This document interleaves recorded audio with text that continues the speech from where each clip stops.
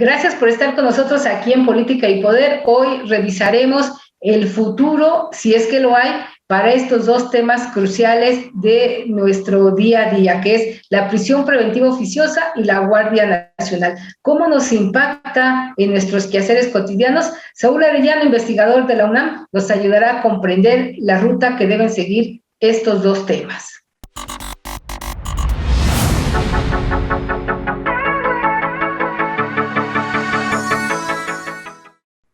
¿Qué tal? Bienvenido a Política y Poder. Como cada semana, pues tenemos temas de interés y de coyuntura para conversar con especialistas en la materia. Hoy hemos convocado al doctor Saúl Arellano. Él es doctor en Economía, Pobreza y Desarrollo Social, es catedrático de la UNAM, integrante del Programa Universitario de Estudios del Desarrollo, también de nuestra máxima casa de estudios, y un especialista en estos dos temas que son coyunturales y que ahora están en el debate. Uno es la prisión preventiva oficiosa, que se discute en la Suprema Corte de Justicia de la Nación, su permanencia o bien su invalidez, y también el tema de la Guardia Nacional. ¿Hasta dónde queremos que estén los militares como responsables de la seguridad pública? Doctor, gracias por estar con nosotros para conversar sobre estos temas y su impacto social. Muchísimas gracias por la invitación, Guillermo. Un gusto saludarte. Doctor, son dos temas muy importantes que tienen que ver pues con la procuración, la impartición de justicia en este país, que desde mi punto de vista pues es una asignatura pendiente. ¿Cómo observar estos dos temas que están ahora en el debate público, en el debate político? Sobre todo, insisto, su impacto en el día a día de cada uno de nosotros. Bien, muchísimas gracias nuevamente. Empecemos con el tema de la prisión preventiva oficiosa. Me parece que es un tema de la mayor relevancia, sobre todo porque hemos visto que en los últimos años los gobiernos han utilizado este tipo de herramientas de la justicia, que de hecho son ya de impartición de justicia, para uso político. Lo vimos en el sexenio, sobre todo de Calderón, lo vimos con Peña, ahora lo vemos con el gobierno de López Obrador. Sí. Es que hay que recordar, Guille, que el artículo 19 de nuestra Constitución ha sido muy manoseado, perdón por el término, pero es el correcto. Sí, es como se percibe, y le han ido moviendo y quitando cosas que lo vuelven un artículo que es justamente lo que debate ahora la Suprema Corte. Es un artículo que va en contrario del nuevo paradigma constitucional que se inaugura en el 2011 en nuestro país y que tiene como base la noción de los derechos humanos. ¿Qué implica esto? Bueno, acuérdate que en el 19 está la figura del arraigo. Sí. Bien, este catálogo que se amplió en este gobierno, sí, respecto de los delitos que ameritan prisión preventiva. Y hay que recordar que el artículo establece que puede ser oficiosa, es decir, casi en automático, pero también ese es un error que han cometido las y los juzgadores en nuestro país. Una cosa es que se diga de oficio la persecución de estos delitos y que por oficio que una persona imputada y sujeta a proceso pueda ser, digamos, detenida, privada de su libertad, y otra cosa es que en automático estén otorgando esta medida cautelar. Recordemos que es una medida que imponen las y los juzgadores, no el Ministerio Público. El Ministerio Público solicita al juez, y que ahora tenemos un sistema que hay que recordar. En el proceso penal tienes a un juez de control, que es ante quien se presenta la persona. Sí. Esta persona califica de legal o de ilegal esa detención, y entonces sí determina cuáles son las medidas cautelares si es que considera que tiene elementos para someter o sujetar a proceso a la persona privada o detenida, pues, ¿no? Entonces, pero que en esta figura, doctor, perdón que te interrumpa, se cancela la presunción de inocencia, se anula de manera pues unilateral, porque el juez es el que tiene esta herramienta y es el que determina. Sin duda, y hay que recordar, Guille y amigas y amigos del auditorio, que el tema es que esta medida cautelar debe ser excepcional y es la medida extrema que puede utilizar una juzgadora o un juzgador cuando enfrenta, digamos, a una persona que ha cometido presuntamente algún delito. Pero hay que recordar, en el nuevo sistema penal mexicano, tú, yo y cualquier ciudadano, y por eso es tan importante como lo planteas, Guille, esto tiene implicaciones tremendas para la vida pública del país, porque cualquier persona será inocente hasta que se le demuestre más allá de toda duda razonable que con toda probabilidad ella o él cometió el delito que se le imputa. Porque hay que recordar que incluso cuando una persona es sentenciada, tiene recursos, puede irse a la apelación, puede irse vía amparo, etcétera, y la sentencia quedará firme hasta que un tribunal de alzada así lo determine. Entonces lo que estamos viendo aquí es que tenemos una tremenda violación a los derechos humanos, porque lo que está ocurriendo en realidad es que se le está poniendo una pena anticipada a la persona. Es decir, yo te detengo porque asumo o supongo que te puedes evadir de la acción de la justicia porque tienes amigas o amigos ricos, porque tienes mucho dinero, pero fíjate cómo no solamente se viola la presunción de inocencia, sino también el derecho a una adecuada defensa y el derecho a un debido proceso. ¿Cómo que porque tengo dinero, entonces en automático me voy a ir y me voy a evadir de la justicia? Es un argumento bastante tramposo, porque el hecho de que yo tenga dinero implica que el juez supone que puedo corromper autoridades. Entonces, ¿sí? ¿Qué culpa tengo yo, qué responsabilidad tengo yo de vivir en un sistema corrupto en donde hay personas que efectivamente hacen mal uso de los recursos para administrar la justicia? Pero eso no es responsabilidad del detenido, eso es responsabilidad institucional y sin duda alguna implica que el juez supone que porque tienes familia, relaciones o dinero te vas a evadir porque vas a pagar y vas a corromper. Entonces, me parece que es un abuso tremendo el que estamos viendo en esta figura y sin duda alguna constituye una violación grave a los derechos humanos. Lo que debate la Corte es la inaplicabilidad, no de todo el artículo 19, solamente de la prisión preventiva oficiosa, y lo que se está discutiendo es hasta dónde se puede o se alcanza a tener otras medidas cautelares que no le quiten la libertad al sujeto, porque tan grave es que haya una persona que delinque suelta, como también gravísimo, y quizás está más grave que una persona inocente esté en la cárcel. Y tenemos a 90,000 personas privadas de la libertad en México que están detenidas, es decir, están en prisiones y que no tienen una sentencia, Guille. Entonces, 90,000, estamos hablando de una cantidad gigantesca que evidentemente lleva a que las cárceles, los centros de readaptación social estén sobrepoblados, Es correcto, sí. Esta cuestión de el autogobierno y una serie de prácticas indeseables para el Estado mexicano. Así es, doctor, pero mira, no solamente las personas que tienen los recursos y que se presume que podrían evadir la ley. Hoy en las prisiones de este país hay más de 220,000 personas y como tú lo señalabas, 92,000 o más de 90,000 están en esta situación esperando una sentencia, es decir, 4 de cada 9 personas están en la cárcel todavía sin un juicio, sin una sentencia. Y bueno, ahí vienen todos estos descontroles de la impartición de justicia y también muchas de estas personas que resultan al final del día son inocentes, pues ni siquiera les ofrecen una disculpa cuando se dan cuenta que después de 6, 7 años, hay 14 años en la cárcel, resultan ser inocentes. Pero bueno, vamos a seguir platicando sobre este tema con el doctor Saúl Arellano y vamos a una pausa comercial. No se vaya, quédese con nosotros, regresamos aquí en Política y Poder. ¿Quieres cumplir con toda la legislación fiscal, laboral, contable, corporativa, de seguridad social y recursos humanos en tu empresa? Parece mucho, pero no estás solo. idconline.mx y todas sus herramientas son el sitio para ti. Herramientas como calculadoras, indicadores financieros, salarios mínimos, cuotas de seguridad, impuestos sobre nómina, newsletter, infoflash y descarga de formularios. Entra hoy mismo a IDC Online y descubre todas las herramientas que podrás usar para empoderar tu negocio. IDC Online. Lleva tu empresa al siguiente nivel.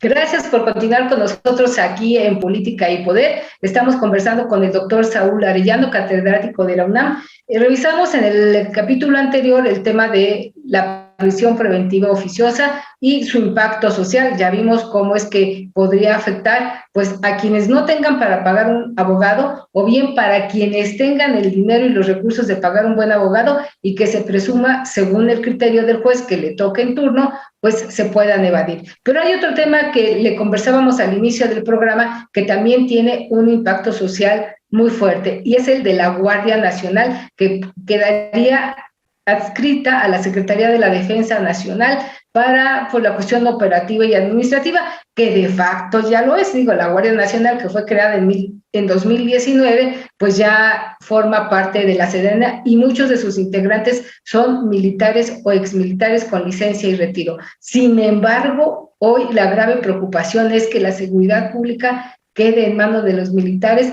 cuando el compromiso de este gobierno era que los militares regresarían a sus cuarteles y que la seguridad pública quedaría en manos de los civiles. Doctor, ¿cómo ves esta transición, esta iniciativa que presentó el gobierno que se dice humanista en el Congreso? Bueno, tan humanista que busca la prisión preventiva oficiosa y que sigue buscando mantener vía inconstitucional al ejército en las calles. El día de ayer el presidente de la República argumentaba que cambió de opinión, dado que se dio cuenta del problema que tenía enfrente. Bueno, quiere decir que entonces no solo cambió de opinión, quiere decir que su diagnóstico era equivocado. Después de 12 años en campaña, ¿eh? Después de cuántos años en campaña y cuántos en el gobierno, ¿no? Entonces, sí. El problema que tenemos aquí es que después de 4 años, el presidente nos dice, pues cambié de opinión, y nos dice que cambió de opinión hace 4 años justamente, y que el problema que tenemos enfrente es tan grave que solo el ejército, dice él, y la marina, tienen la capacidad de enfrentarlo. La primera cuestión, que es contradictoria, es que él dice que está rodeado solo de gente honesta, ¿no? Entonces, si está rodeado de solo gente honesta, pura, ¿no? 90% honestidad y 10% capacidad, dice él, bueno, ese 90% debía bastar para que, por ejemplo, el secretario Durazo, que ahora es gobernador, o la secretaria Rosa Isela, que sigue en el cargo, pues hicieran cargo de esto y construyeran una policía civil que tuviera la capacidad de enfrentar al crimen organizado. Pero aquí también hay que decirlo, Guille, el problema del presidente es que tiene buenos diagnósticos retóricos, digamos, pero muy malos diagnósticos técnicos operativos. ¿Qué quiere decir esto? Que en realidad, en el fondo, el presidente está equivocando el instrumento.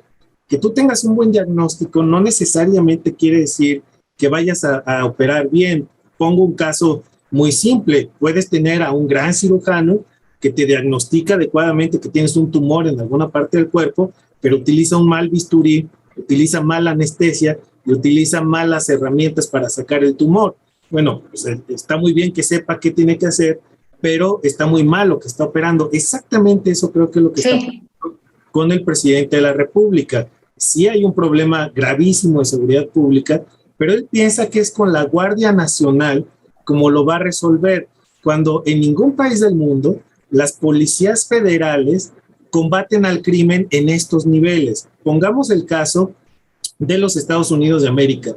En Estados Unidos están muchas corporaciones, muchas agencias, el FBI, el ICE, varias más, y ellas combaten, digamos, delitos federales, pero esto no obsta que los estados tengan agencias, por ejemplo, antinarcóticos, ¿no? Tienen investigadores, investigadoras, policías, que tienen capacidades en lo local para intervenir. ¿Qué quiere decir esto? Que el sistema mexicano debería estar sustentado en policías estatales, ministeriales y de seguridad pública muy eficaces, y policías municipales con mayor equipamiento, con mayores recursos, con mayor entrenamiento, etcétera. Sí. Para ser policía local, digamos, a nivel de un county en Estados Unidos, tú tienes que ir cuando menos 2 años a una academia. Aquí te están sacando en 6 meses y en 2 años en el mejor de los casos, con secundaria terminada, ni siquiera con prepa. Entonces, hay diferencias educativas muy fuertes y tenemos de entrada, Guille, un déficit tremendo. Mira, el diagnóstico es que en México estarían faltando al menos 100,000 elementos de policías locales, 100,000, para más o menos tener una fuerza decente en lo local. ¿Por qué no invertirle mejor a los municipios? ¿Por qué no invertirle mejor a los estados para que tengan a estos elementos bien adiestrados, bien capacitados, con buena formación, para que actúen en el marco de lo que decíamos hace un rato, el nuevo sistema penal acusatorio que está en México? Porque se queja mucho el presidente de 2 cosas. 1, de que le quiten la potestad de usar al ejército para combatir a los delincuentes, y de que le quiten la prisión preventiva. Nos acaba de decir, bueno, si me la quitan, yo no me hago casi responsable de lo que va a pasar, ¿no? No puede decir. No puede, no debe decirlo. Pero además también, doctor, si me lo permites, hemos visto estos cercos militares que se han aplicado en Michoacán, en Zacatecas, en Guanajuato, en tu estado, y estos cercos militares no han abatido la violencia, la inseguridad, y por el contrario se ha exacerbado y han costado estas famosas víctimas colaterales, diría Felipe Calderón, esta sociedad civil que queda en medio del fuego cruzado entre los militares y los grupos del crimen organizado. Y luego lo peor, Guille, añadámosle la política de abrazos y no balazos, es decir, la instrucción que tienen es no intervenir. Entonces, ¿para qué quiere más? La pregunta que hacemos muchos es, bueno, si la instrucción del presidente es que no intervengan, ¿para qué quiere más soldados en la calle? Porque para que anden patrullando, pues es prácticamente lo mismo. Mira, te pongo el caso de hace una semana, y son casos que se ven en todo el país, pero me tocó estar ahí más o menos cerca y enterarme. Está un retén de la Guardia Nacional, justamente en el estado de Guanajuato, en un bulevar de uno de los municipios pequeños de allá, y está el retén en la entrada, ¿no? A 2 kilómetros, justo cuando esté el retén, una balacera y matan a 3 personas. Bueno, la Guardia Nacional solamente se desplaza a vigilar y cuidar y resguardar el cadáver. De ese tamaño de contradicción que estamos teniendo y definitivamente los problemas que no resolvemos. Sí, me parece que es de suyo complicado y que la promesa que hizo de pacificar al país, pues le quedan 2 años, porque pues el que está en curso ya casi se agota y pues tendríamos que estar pensando en otras soluciones más allá, creo yo, de militarizar la seguridad pública. Pero mire, vamos a un corte comercial y ya hemos desarrollado y planteado los problemas. En el siguiente capítulo de Política y Poder, quédese con nosotros, pues hablaremos con el doctor Saúl Arellano de las alternativas que hay respecto de estas dos situaciones, de la prisión preventiva oficiosa y de la Guardia Nacional. ¿Qué es lo que realmente se debe hacer? Vamos a una pausa y regresamos en un momento con ustedes. ¿Quieres cumplir con toda la legislación fiscal, laboral, contable, corporativa, de seguridad social y recursos humanos en tu empresa? Parece mucho, pero no estás solo. idconline.mx y todas sus herramientas son el sitio para ti. Herramientas como calculadoras, indicadores financieros, salarios mínimos, cuotas de seguridad, impuestos sobre nómina, newsletter, infoflash y descarga de formularios. Entra hoy mismo a IDC Online y descubre todas las herramientas que podrás usar para empoderar tu negocio. IDC Online. Lleva tu empresa al siguiente nivel.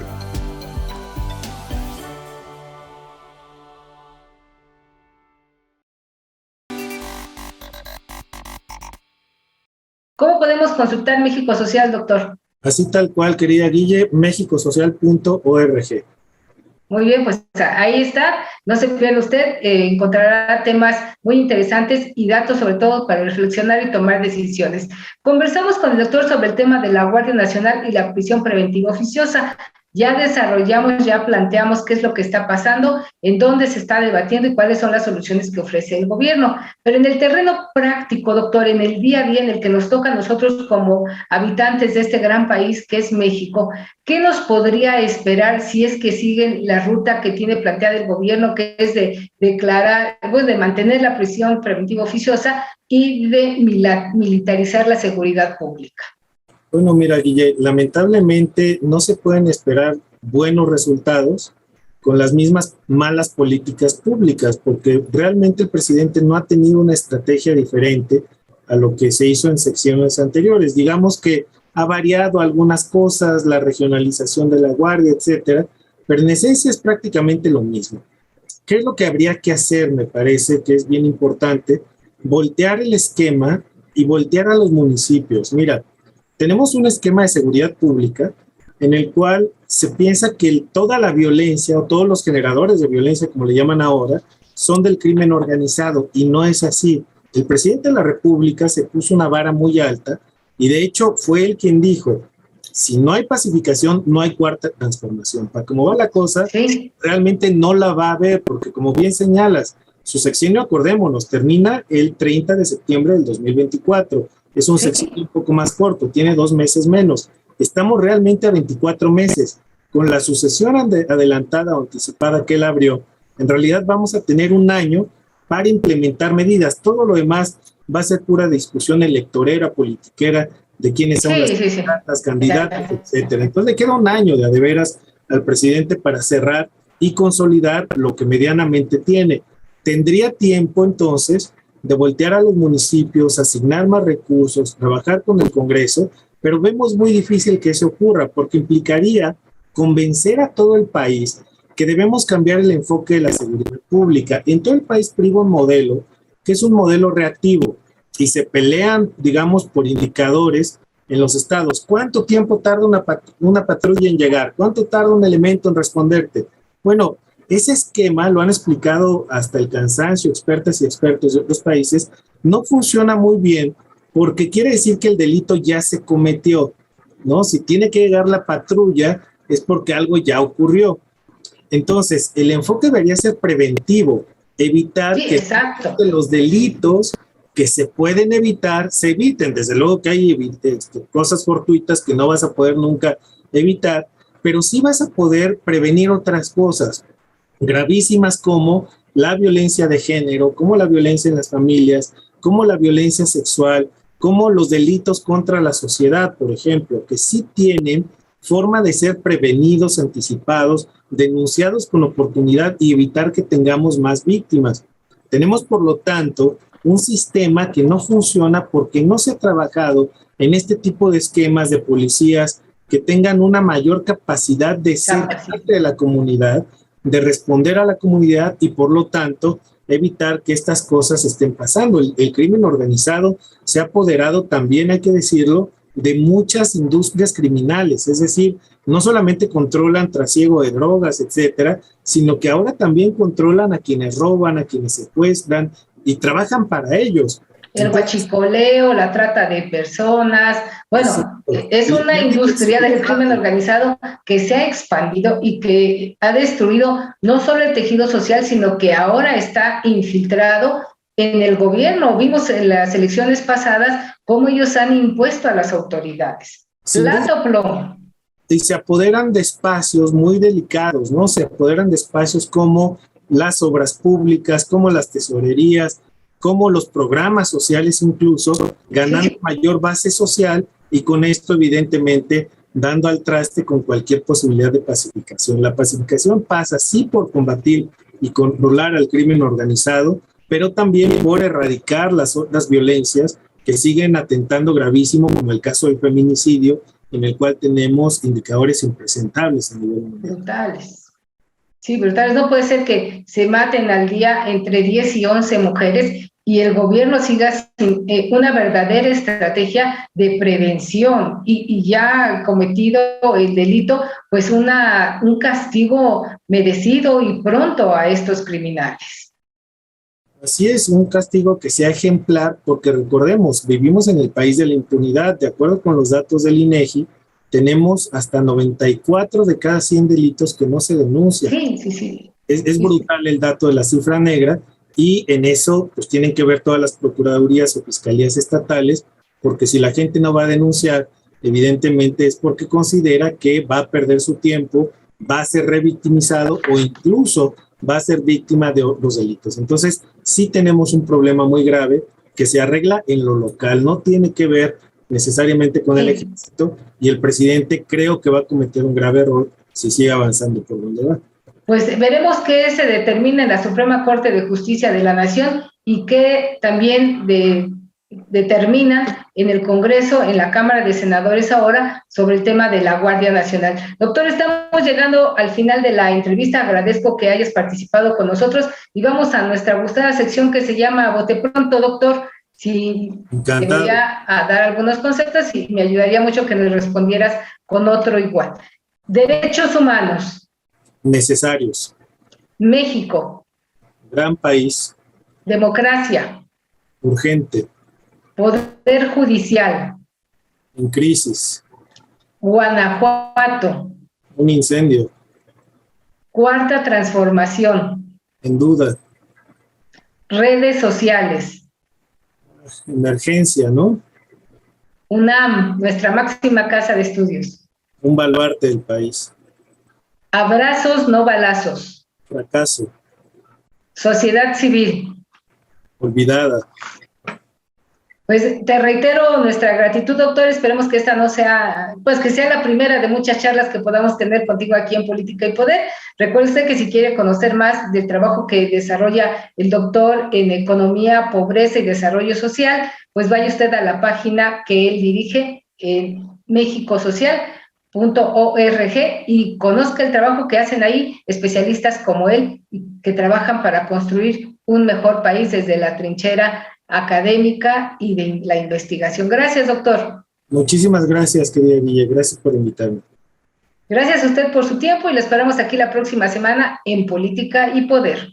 ¿Quieres cumplir con toda la legislación fiscal, laboral, contable, corporativa, de seguridad social y recursos humanos en tu empresa? Parece mucho, pero no estás solo. idconline.mx y todas sus herramientas son el sitio para ti. Herramientas como calculadoras, indicadores financieros, salarios mínimos, cuotas de seguridad, impuestos sobre nómina, newsletter, infoflash y descarga de formularios. Entra hoy mismo a IDC Online y descubre todas las herramientas que podrás usar para empoderar tu negocio. IDC Online. Lleva tu empresa al siguiente nivel.